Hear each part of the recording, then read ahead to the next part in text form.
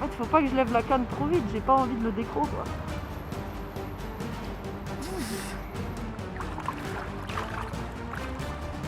Calme-moi pas.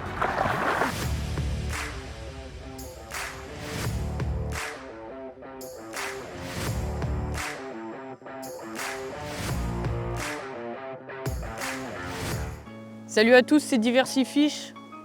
Bienvenue dans ce nouvel épisode de Species. Aujourd'hui, on est dans un contexte un petit peu particulier parce qu'aujourd'hui, je vais vous parler d'un vrai dinosaure. Parce qu'effectivement, par dinosaure, je veux bien entendu parler du silure, glane, Silurus glanis. Et pourquoi dinosaure? Tout simplement parce que les siluriformes, ils existent depuis 110 millions d'années sur cette planète. Et l'ordre des siluridés, il existe depuis 8 à 5 millions d'années. Donc ce sont des véritables dinosaures qui vivent dans nos cours d'eau. Donc le silure, c'est un poisson qui a une tête absolument énorme comparée au reste de son corps. Ça représente quasiment 30% de son poids, c'est de l'os très épais. Et ça a vraiment une gueule absolument énorme, garnie de centaines et de centaines de toutes petites dents qui retiennent les proies bloquées. J'aimerais pas être un poisson dans la gueule d'un silure, déjà mes pouces n'apprécient pas, alors une carpe elle doit moyennement apprécier aussi. Donc le silure c'est vraiment fait en deux parties. Il y a la partie tronc du silure qui contient tous ses organes vitaux. Donc il y a même l'anus qui se trouve là. Il peut vraiment vivre qu'avec ça. La queue qui est sa deuxième partie du corps qui fait quasiment 2 fois parfois la taille du tronc. Et cette queue, elle lui sert juste à se déplacer et à avoir énormément de puissance, ce qui en fait vraiment un combattant absolument incroyable dans nos cours d'eau, tout ça en plus de son poids. Donc le silure, en plus de ça, c'est aussi un poisson incroyable pour autre chose, tout simplement parce que c'est le poisson, voire l'animal, avec la plus grande proportion d'albinos. Il a un albinisme très prononcé, effectivement on retrouve environ 1 sur 1000 individus de silure qui est albinos. Donc le silure, il a des tout petits yeux, il voit vraiment pas grand chose, mais il se repère à l'aide de 6 petits barbillons sensoriels et de sa ligne latérale qui lui permettent vraiment de sentir tout ce qui se passe autour de lui vraiment très bien. C'est pour ça qu'on utilise beaucoup des leurres avec de grosses vibrations pour le silure ou même des petits leurres avec une caudale ou qui tapent bien dans le fond et il le sent vraiment bien, il va venir dessus tout de suite. Donc le silure, c'est un dinosaure, mais en plus d'être un dinosaure au niveau de sa date d'apparition, c'est aussi un dinosaure au niveau de son espérance de vie parce que oui, le silure il peut tenir environ 60 ans, c'est environ 60 ans l'espérance de vie d'un silure normal. Donc le silure il est grégaire et très territorial, ce qui veut dire qu'on va voir assez souvent des petits individus se déplacer par groupe de 3 ou 4 et quand ils vont tomber sur un gros, ce qui est déjà en vidéo sur YouTube, il y en a déjà à qui c'est arrivé, mais quand un gros va voir un petit en train de se débattre ou venir sur son territoire, il va venir et il va pas le louper. C'est pour ça qu'il y a beaucoup de silures consorts qui ont déjà des traces de dents d'autres silures sur eux. Alors le silure, c'est un poisson qui peut manger à peu près tout. Il est extrêmement opportuniste. Ça va aller des moules d'eau douce aux cyprinidés. Cyprinidés, c'est vraiment ce qu'il préfère. Mais chez nous, il va aussi manger des gobies. Il peut aussi parfois être amené à manger cendres, brochets, perches. Même si franchement, c'est pas la base de son alimentation du tout. Et comme on peut le voir dans le Tarn, il a aussi développé des techniques même pour attraper les pigeons qui viennent s'abreuver ou alors se rafraîchir un peu dans les bords d'eau. C'est-à-dire qu'il va s'échouer à la manière d'un orque ou d'un crocodile et il va attraper les pigeons qui passent à proximité. Et ça, c'est tout bonnement incroyable et ça démontre une très grande intelligence chez ce super poisson. Donc ce poisson, justement, il est à l'origine de beaucoup de controverses parce ça fait très longtemps qu'il est installé chez nous maintenant. Mais à la base, il n'y en avait pas chez nous, il vient plutôt du Danube et de cette zone-là. Et il a migré et été un petit peu importé pour la pêche sportive. Alors j'ai dit que le silure se nourrissait de tout, mais cependant ça ne veut pas dire que c'est un goinfre. Le silure, il a vraiment des périodes d'alimentation et d'activité très précises. Je l'ai déjà vu, des fois il y a des silures que vous voyez au fond de l'eau, vous allez pouvoir leur passer tout ce que vous voulez devant la tronche, ils ne prendront pas. Et le jour d'après, vous allez passer dans le bon créneau et poum, ils vont tous vous cartonner.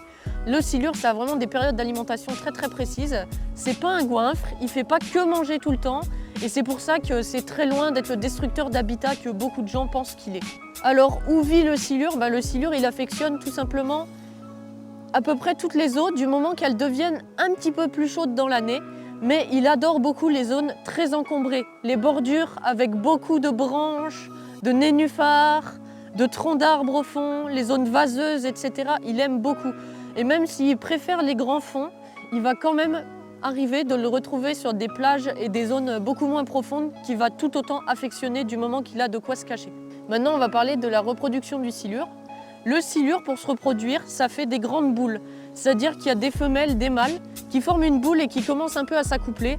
Donc après, les silures, leur période de reproduction, c'est mi-mai, mi-juin. Ça dépend vraiment beaucoup de la température de l'eau, mais c'est un peu comme ça pour toutes les espèces. En ce moment, c'est très décalé. Et à ce moment-là, ils sont extrêmement agressifs et peuvent même s'attaquer à l'homme. Mais bon, contrairement aux conneries que vous avez pu voir sur Facebook, notamment où une dame prétendait s'être fait entraîner au fond d'un étang par un silure, c'est totalement impossible. Il est impossible pour un silure de vous entraîner tout au fond d'un fleuve ou d'un étang. Il va tout de suite lâcher du moment qu'il prend un coup sur la tête ou ce genre de choses. C'est juste des attaques de défense pour dégager les prédateurs. Donc du coup, qu'est-ce que je voulais dire? Le silure, donc mi-mai, mi-juin, la fraye. Et pour chaque kilo de la femelle silure, elle va pondre environ 20 000 œufs. C'est un peu le même principe que pour le brochet, mais en proportion un peu plus grande. Mais les bébés silures, il faut savoir qu'ils se font beaucoup manger par leurs congénères et ils ont vraiment du mal à survivre. Il y a beaucoup moins de taux de survie que chez le brochet notamment. Donc la taille maximum d'un silure, c'est environ 2,80 m pour, il me semble, 130 kg. Donc ça fait déjà des très belles bêtes. Mais il y a des écrits, véridiques ou non, de scientifiques médiévaux qui parlaient de silures atteignant les 5 mètres et les 330 kg, ce qui serait juste monstrueux et ce qui en ferait vraiment le plus gros poisson d'eau douce jamais connu. Donc c'est vraiment assez incroyable et j'espère qu'ils ont raison, hein. Ça serait assez marrant un jour de voir un nouveau record, un silure de 5 mètres et 300 kg. Ça serait vraiment sympathique. Bon alors maintenant, on va passer à la partie que vous aimez tous et que vous attendez tous avec impatience, la pêche du silure. Donc le silure, j'ai pas de matériel à côté de moi parce que ça servait à rien que je m'en encombre, on fera juste des plans de coupe parce que j'utilise tout simplement le même matériel que pour le brochet. Donc ma grosse canne Big Bait Bidaya BDC 73XH, plus mon moulinet Curado, le même type de leurre, même tresse, même bas de ligne, ça tient très bien. Et ce que j'aime particulièrement, c'est pêcher en dessous des barrages, dans les veines d'eau, les zones de calme et aussi beaucoup les flats qu'il y a, genre les bancs de sable, etc. Ils aiment beaucoup monter dessus. Donc petit disclaimer, dans cette vidéo, je pêche avec une technique que j'apprécie beaucoup. C'est-à-dire que moi, il y a énormément de beaux poissons que je pêche en 2,8 grammes ou sur des cannes très légères. J'adore me mettre en difficulté et avoir vraiment la canne qui plie beaucoup, devoir gérer mon frein, etc. pendant les combats. Je vous le déconseille totalement. Le silure, ça se recherche pas en 25 centièmes. Ça se recherche pas sur du 10 centièmes de tresse, ni sur une 2,8 avec un moulinet pour la truite. Ça se recherche absolument pas comme ça. C'est vraiment, ça sert à rien que je vous dise de le chercher comme ça. Vous allez peut-être en faire un, mais vous allez sûrement casser, ou alors vous allez réussir à le sortir, mais c'est vraiment pas du matériel qui est fait pour ça. Et j'ai pas envie que vous cassiez votre canne par ma faute. C'est vraiment, ça n'engage que moi. C'est quelque chose que j'aime faire. Je le fais comme ça. Du coup, ça donne un combat épique. C'est vachement sympa. Mais c'est pas quelque chose que je conseille de faire et ce n'est pas comme ça que l'on pêche le silure.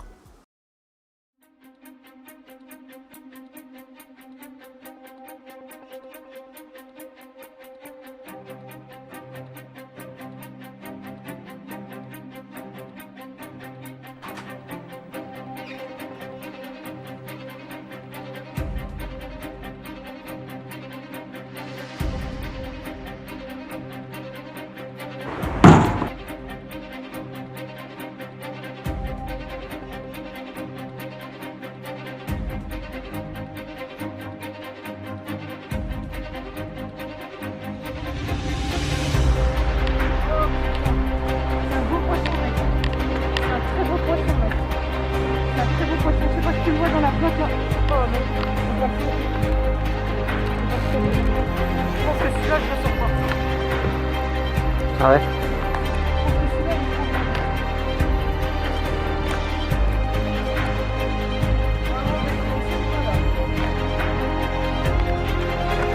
Putain ouais.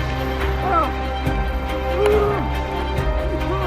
Il est gros, tu le vois? C'est le lourd, il vient de remonter, il va remonter à la surface. Il va remonter à la surface.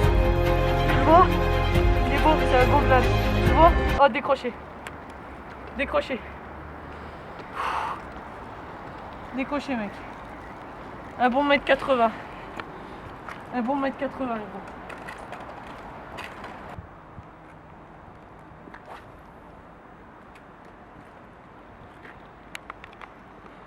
Petite touche. Oh putain, je vais prendre cher.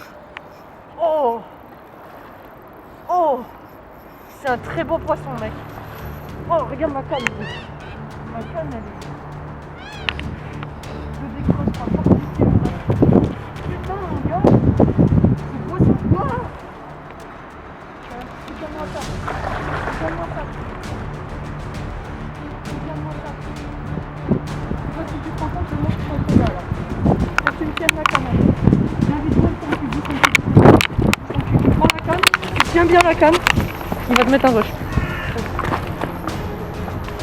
J'ai froid. C'est bon? Oh my god. Tiens, bon. Là, on est sur un...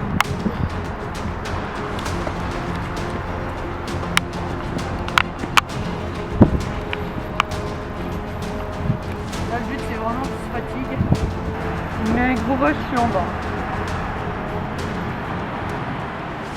Oh putain, le poisson de ouf. Là, mon pote, c'est un très très beau poisson. Regarde, lui, il remonte en surface, il va dégager. Oh non, il va pas dégager, il va me mettre un rush.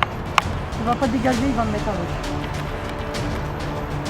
Il est piqué bord de gueule ou au-dessus, je comprends pas, mec.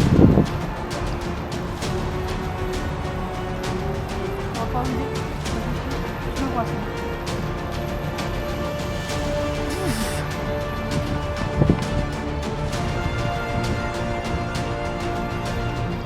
Oh, il fait ce qu'il veut. Il est malade. On se lève de ce côté-là, c'est tout. Puis après, on va l'avoir à l'usure, hein. En fait, faut pas que je lève la canne trop vite. J'ai pas envie de le décro, quoi. Pitié, par pitié, Seigneur, qu'il se décroche pas, celui-là. Il y a 3 silures qui sont arrivées en bas. Il y a 3 autres glanes, Antoine. Ils sont plus petits.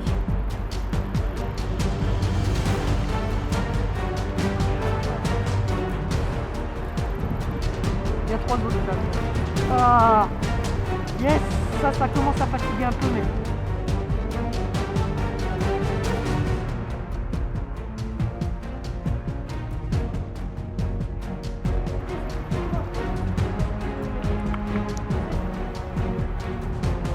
On peut pas lui mettre la gueule en dehors de l'eau comme ça.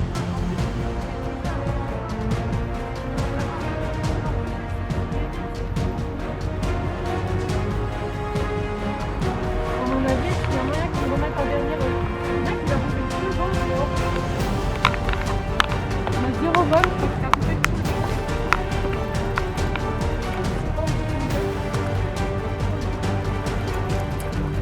On va essayer de repartir. Il va falloir que tu me retiennes la canne à nouveau. Oh ouais, c'est bon. Ils ont mis tout là. Vas-y, reprends la canne, reprends la canne.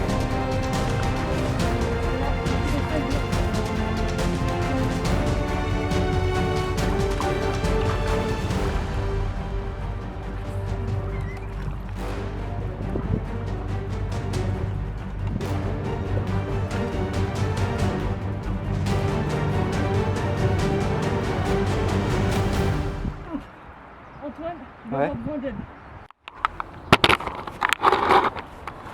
Oh putain, mon ref. Tiens, Faut que tu m'aides. de quelle façon?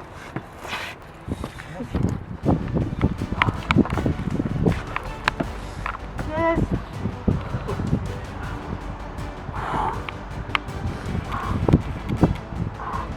Mec, premier degré, j'en peux plus là. Un petit bout. Yes, bah Boglan, hein, écoute, en 2,8 grammes. Comme quoi tout est possible. Hein. 2,8 grammes les silures. Ah, je vais le mettre derrière.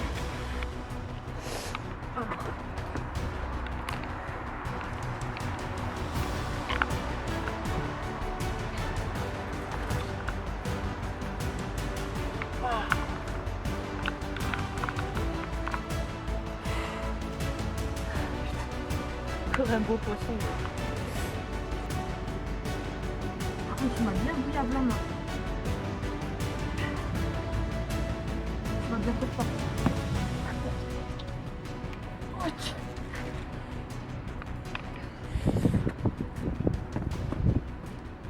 L'eau elle est gelée. Oh bah voilà, le fish de l'épisode. Je sais pas si on arrivera à faire mieux maintenant. Mais putain, qu'est-ce qu'il est beau. Qu'est-ce qu'il est beau ce poisson. Oh, il met des sacrés coups de tête, hein. J'ai peur qu'il me pète un doigt quand même. Allez hop. Un bisou pour celui-là.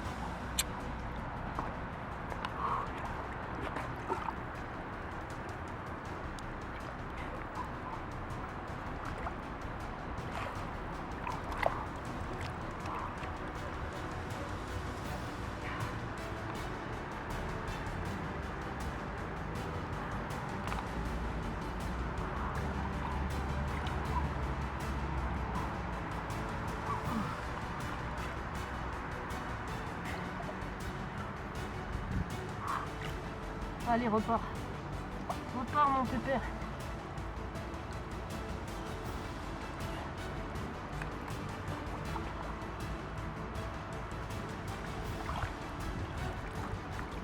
Oh putain, l'eau, elle est à 3 degrés, mec, je pense. Je sens plus les bras ni les jambes. Je sens plus rien, gros. Bon, et ben, super glane fait sur ma petite canne là, qui est juste là. Psycho Perch, Okuma Psycho Perch, moulinet Iprimi taille 1000. C'est ça qu'on veut, les gars, c'est une canne en 2,8 grammes, c'est fait pour la perche et la truite. Et je cherche le glane avec, et ça passe. Voilà, par contre, tout le bras, tout là, je suis mort, j'ai mal au bras tout là, jusqu'au pec, le pec il a bien travaillé aussi, l'épaule aussi. Là, je suis mort, je suis explosé. Franchement, je suis déglingué là, je suis dans un état. Je suis content d'avoir fait le poisson, mais putain, je suis crevé, j'ai mal partout. Vraiment tout le bras droit, toute l'épaule, la main là qui moulinait. J'ai pris cher partout, lui il est juste là, il bouge pas. Il reste en bordure, mais je crois qu'il est un peu avancé.